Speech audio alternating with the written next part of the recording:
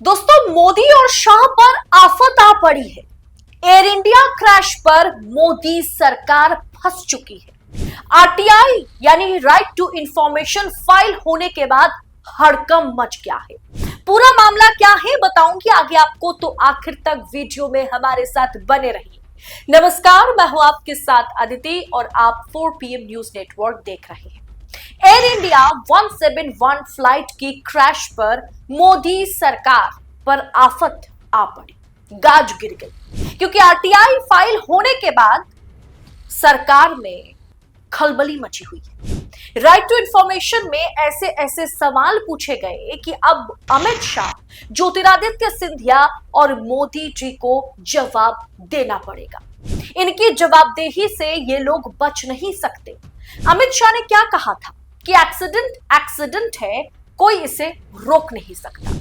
अब अमित शाह को इस बयान पर जवाब देना होगा कि एक्सीडेंट से पहले जो प्रिकॉशंस हैं उसमें कहां चूक हो गई। दरअसल जाने माने social activist, RTI activist Kunal Shukla ने ट्वीट करते हुए यह जानकारी दी है कि उन्होंने एयर इंडिया फ्लाइट 171 की क्रैश को लेकर के आरटीआई फाइल किया है।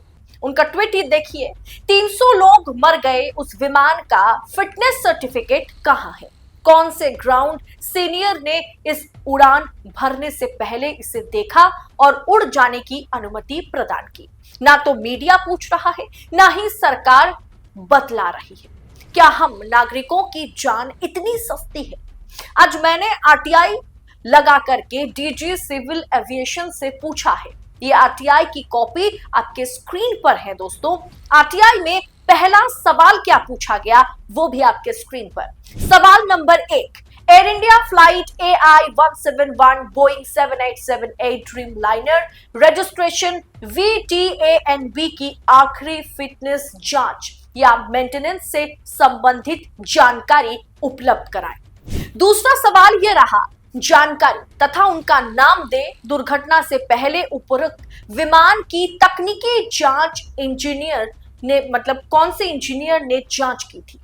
लेकिन आरटीआई पर भी भरोसा नहीं किया जा सकता।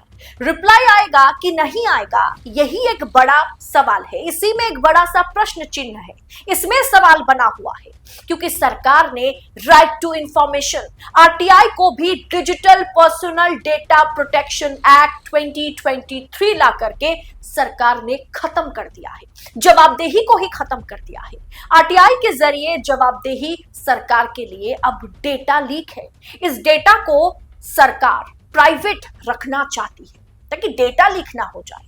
यही सब बहाना बना करके आजकल सरकार मतलब कहीं ना कहीं इंफॉर्मेशन देने से बचती नजर आती है। सिर्फ एयर इंडिया 171 ही नहीं, अभी उत्तराखंड में 4 धाम यात्रा जारी है। इस बीच कल ही एक हेलीकॉप्टर क्रैश होने की खबर आई, जिससे 7 लोगों की ऑन द स्पॉट मौत हो गई। केदार में ये किस्सा जो है, ये हादसा जो है, ये पहली मर्तबा नहीं हुआ है।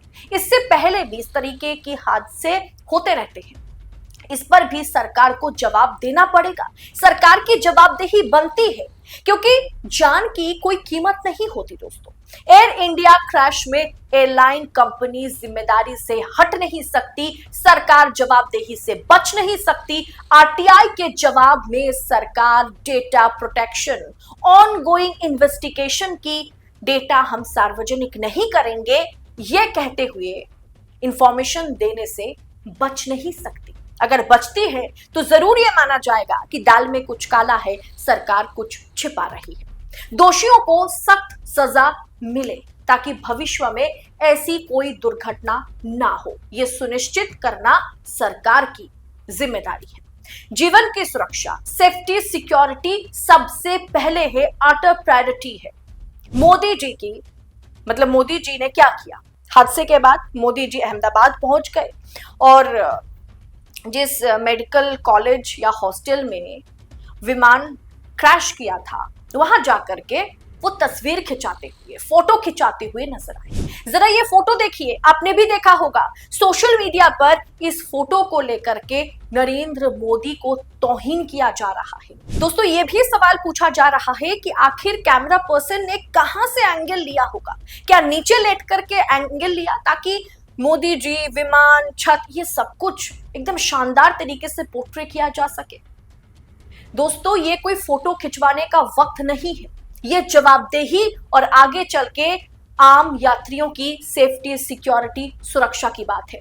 चाहे हवाई हो, चाहे हेलीकॉप्टर हो, चाहे उड़ान हो, चाहे आप ट्रेन की बात कर लीजिए। आए दिन डिरेल्ड होने की, आए दिन पटरी से ट्रेन उतरने की खबर जो है वो हम पढ़ते हैं, लेकिन उसके बाद भी हमारे रेल मंत्री अपने पद पर बैठे रहते हैं। रेल मंत्री रील बनाते हुए नजर आते हैं, प्रधानमंत्री फोटो खिंचवाते हुए नजर आते हैं और सबको जवाबदेही से सरकार बचाने का काम करती है।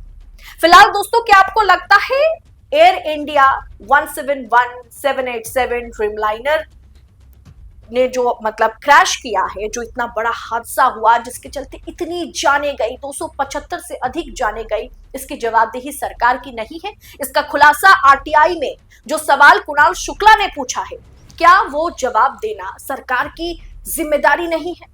जो केदार से हरिद्वार वापस आने वाले हेलीकॉप्टर के साथ हुआ है, पायलट समेत सभी पिलग्रिम्स, सभी यात्रियों की मौतें हुई है, क्या इस पर जवाब देना सरकार की जिम्मेदारी नहीं है? आपको क्या लगता है जो आरटीआई फाइल करके जो सवाल पूछे गए, आखिर एयर इंडिया 171-7878 ड्रीम लाइनर की लास्ट फिटनेस सर्टिफिकेट कब जारी किया गया? ये लास्ट उनकी फिटनेस कितना फिट है ये एयरक्राफ्ट, ये आखिरी बार कब जांचा गया? उड़ान भरने से पहले ये उड़ान एकदम सही है, उड़ान भरने के लिए इसकी परमिशन किस इंजीनियर ने दी और किन लोगों ने इसकी जांच पड़ताल के बाद इसे आसमान में उड़ने की इजाजत दी? क्या उनका नाम सामने आएगा? क्या उनसे सवाल जवाब किया जाएगा? क्या सरकार जवाबदेही के आगे खड़े होकर के जो भी सवाल पत्रकार, जो भी सवाल सिविल सोसाइटी के लोग, मृत जनों के परिवार वाले पूछ रहे हैं, कि वो सवाल सरकार देने की क्षमता रखती है? आपको क्या लगता है आरटीआई के जवाब में सरकार क्या जवाब देती है? इस पर हमारी नजर तो बनी रहेगी, लेकिन ये इस वीडियो पर, इस रिपोर्ट पर आपकी राय, आपकी टीका टिप्पणी कमेंट बॉक्स में हमारे साथ साझा कीजिएगा। और ऐसी तमाम खबरों को लगातार पड़ताल के साथ पाने के लिए 4 PM न्यूज नेटवर्क के साथ बने रहें। फिलहाल मुझे दीजिए इजाजत। बहुत बहुत शुक्रिया आप सभी का। जय हिंद, जय भारत।